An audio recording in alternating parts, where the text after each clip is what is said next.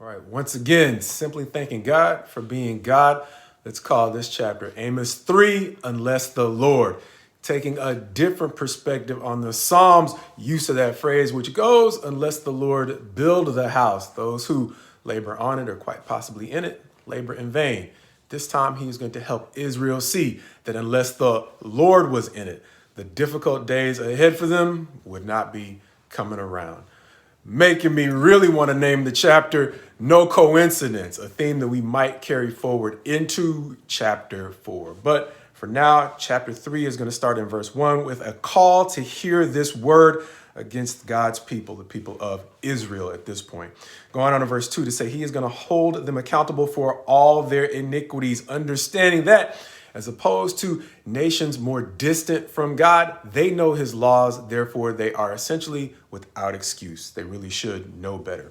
Verse 3 picking up that theme of no coincidence, my paraphrase, but I think it sums up verses 3 through 6 when it starts off saying, do two walk together unless they have agreed to meet? It's no coincidence. Verse 4 is saying it's no coincidence when a lion roars in the forest, because I'm going to say 9 times out of 10, like we say in the South, either way, it's a pretty good indication that they have taken prey. Likewise, a young lion, when it cries out, it's no coincidence that it has taken something. Likewise, in verse 5, it's going to say it's no coincidence when a bird falls into a trap, because a snare has been consciously set for that bird. And likewise, it's no coincidence when a snare springs, because it has typically taken something.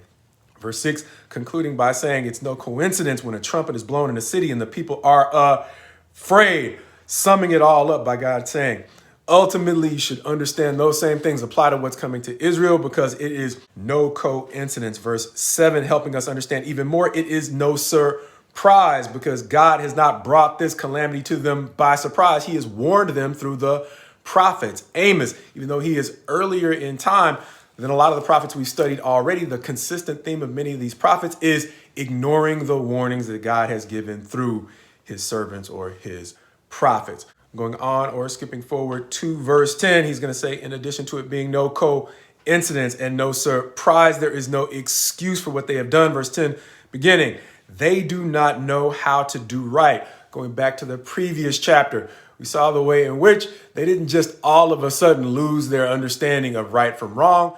They seemed to practice wrong for so long that they began to lose their basic sense of right from wrong. How do we know? Well, the latter half of the chapter might give us some indication when it says they have stored up shadiness, this time in the form of violence and robbery. And even beyond storing it up, they seem to have brought or built up strongholds around the dirt that they were doing. Verse 11 going on to say that in a therefore statement, God is therefore going to tear down their defenses and the strongholds that they've built up, presumably around their wrongs. Verses 12 through 15, the end of the chapter, concluding by saying, even though there is still a hope of salvation for them, their future is going to look very different from the prosperity of their past, saying that as a shepherd in verse 12 might save from a lion 2 legs or a piece of an ear, so it's going to be with the people of Samaria, who may be able to rescue the corner of a couch and part of a bed, as they can look forward to, as we might have gotten used to saying during the days of the pandemic, our new normal.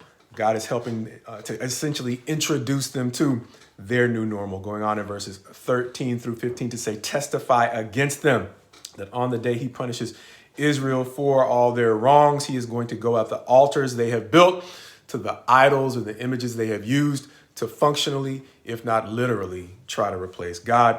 As verse 15 is going to conclude the chapter by seemingly describing the way that he is going to strike at their abundance, saying that he is going to strike the winter house along with the summer house. In our culture, having 2 homes seems to suggest you got enough or more than enough, or you're living in abundance. Once again, even if that is not the same parallel here in Israel, it seems that he is bringing them to the end of an era, saying that he is going to bring to an end the day or the era of the great houses, or I have a footnote that says the many houses, helping me to see that as we go into chapter 4, this new normal that God is bringing about for his people is a new normal that he uncoincidentally brought about in stages that seem to have functioned as warnings that his people ignored at just about every step of the way.